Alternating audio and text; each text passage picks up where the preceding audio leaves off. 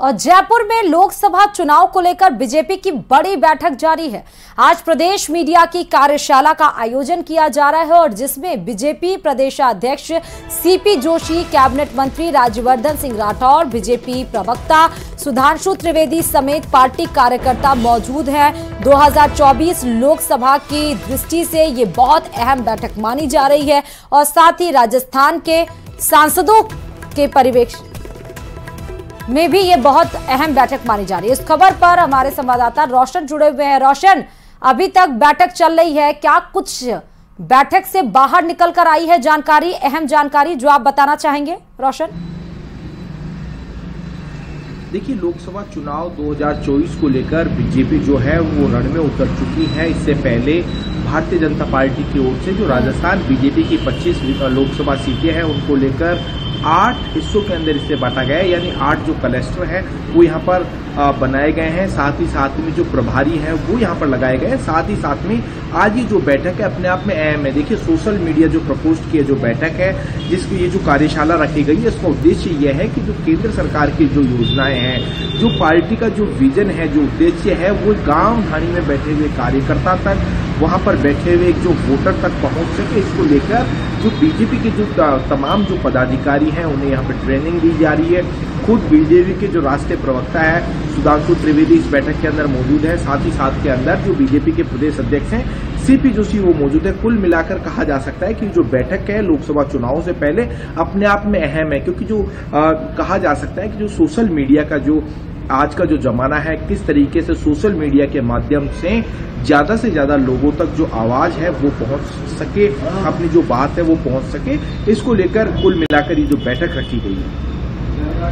बहुत बहुत शुक्रिया रोशन तमाम जानकारी देने के लिए। तो बीजेपी मीडिया कार्यशाला आज आयोजन की गई है जयपुर में, जिसमें बड़े कार्यकर्ता और राजस्थान के बड़े लीडर्स इसमें सम्मिलित हुए। साथ ही आपको अब इस बीच भरतपुर से बड़ी खबर बता दें कि आरक्षण की मांग को लेकर जाटों का महापड़ाव लगातार जारी है और केंद्र में ओबीसी वर्ग में आरक्षण की मांग को लेकर धरना भी जारी है। महापड़ाव को लेकर बीजेपी सांसद रंजीता कोली का ये बड़ा बयान सामने आया है कि मैं जाट समाज के साथ हूं। रंजीता कोली का ये बड़ा बयान आया है, जो कि बीजेपी सांसद हैं।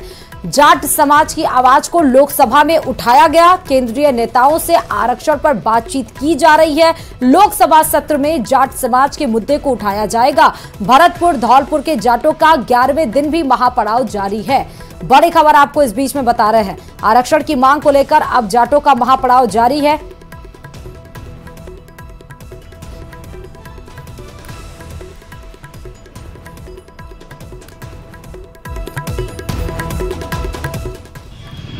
सबसे पहले मैं आपको बताना चाहूँगी कि जिस तरीके से मेरे भरतपुर ज़िले के अंदर मेरे जाट भाई हैं और मैंने सबसे पहले जिस तरीके से यहाँ से एमपी बनकर के गई थी लोकसभा के अंदर, तो सबसे पहले मैंने यही आवाज़ उठाई थी जाट भाइयों के लिए, क्योंकि मैं हमेशा जाट भाइयों के साथ हूँ।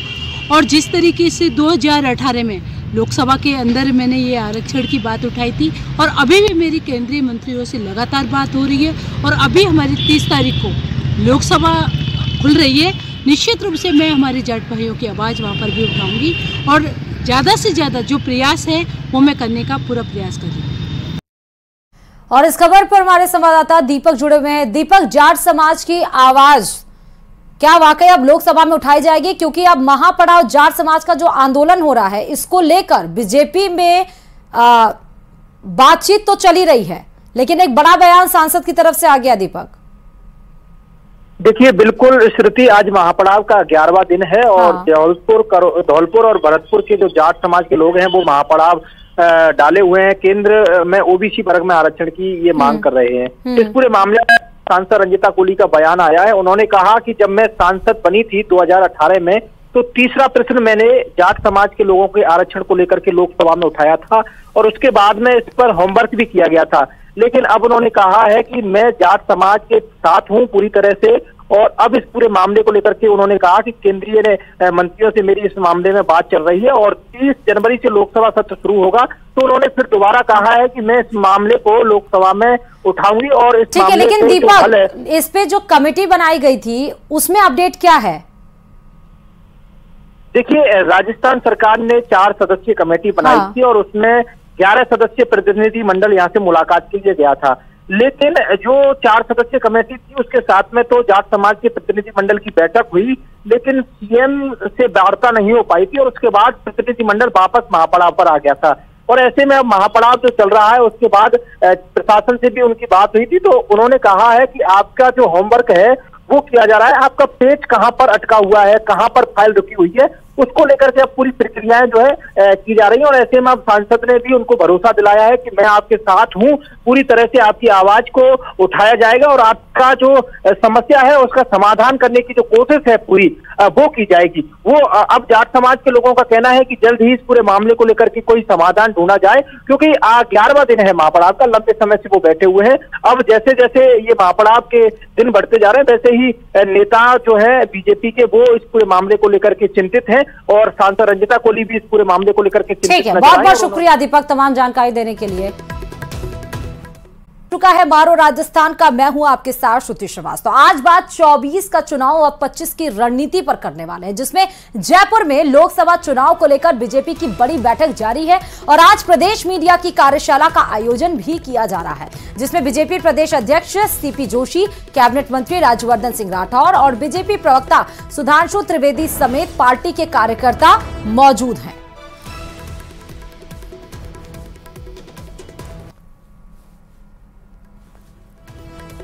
तो आपको बता दें कि प्रदेश मीडिया की कार्यशाला जयपुर में आयोजित हो रही है। लोकसभा चुनाव के परिदृश्य से देखा जाए तो बहुत अहम बैठक ये मानी जा रही है। सीधे राष्ट्रीय प्रवक्ता बीजेपी के सुधांशु त्रिवेदी आपको तस्वीरों में नजर आ रहे हैं। 24 पर मंथन है, यानी कि 24 पर मंथन लोकसभा चुनाव को लेकर और 25 सांसदों के लिए रणनीति बनाने की कोशिश इस बार इस बैठक में की जा रही है, जिसमें पार्टी कार्यकर्ताओं के साथ प्रदेश अध्यक्ष और तमाम लोग मौजूद हैं।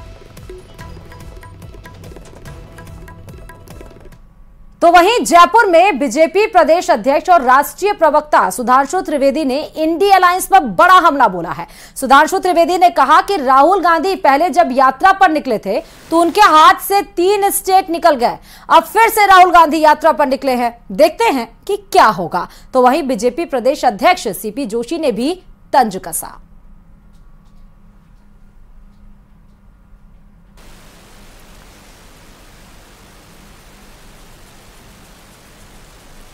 इंडिया गठबंधन तो एक ऐसा गठबंधन है जो बेमेल है, जो कभी एक दूसरे की शक्ल नहीं देखते थे, एक दूसरे का मुंह नहीं देखते थे, एक दूसरे से बात नहीं करते थे। वो मजबूरी का गठबंधन है। और आप देखें बंगाल में जाने से मना कर दिया, उनको नेता मानने से कोई स्वीकार नहीं कर रहा उनको कोई अपना। तो ये गठबंधन किस बात का है? क्या इस बात का कि भारत गरीबी रेखा से 25 करोड़ लोगों को मोदी जी के नेतृत्व में बाहर निकल गए? क्या धारा 370 हट गई? अयोध्या में राम मंदिर बन गया? किस बात के लिए गठबंधन हो रहा है? इनको अपना एजेंडा भी बताना चाहिए, नेता भी डिक्लेयर करना चाहिए। देखिए, विधानसभा चुनाव से पहले भी कई नेताओं ने, कई ब्यूरोक्रेट्स ने, कई सामाजिक संगठन के लोगों ने भारतीय जनता पार्टी में और आदरणीय मोदी जी के नेतृत्व में आस्था व्यक्त की थी और कई लोगों ने भाजपा की सदस्यता ग्रहण की। अभी भी कई लोग संपर्क में हैं। देखिए, जब से श्री राहुल गांधी जी पहले अपनी यात्रा पे निकले तो 3 राज्य कांग्रेस के हाथ से चले गए। अब वो पूर्व से पश्चिम की यात्रा पे निकले हैं। तो आप देखिए, पहले पूरब में उनका सबसे बड़ा जो तथाकथित इंडी गठबंधन के सहयोगी थे तृणमूल कांग्रेस, उसने ऐलानिया कह दिया कि वो चुनाव नहीं लड़ेंगे। आम आदमी पार्टी ने पंजाब में कह दिया।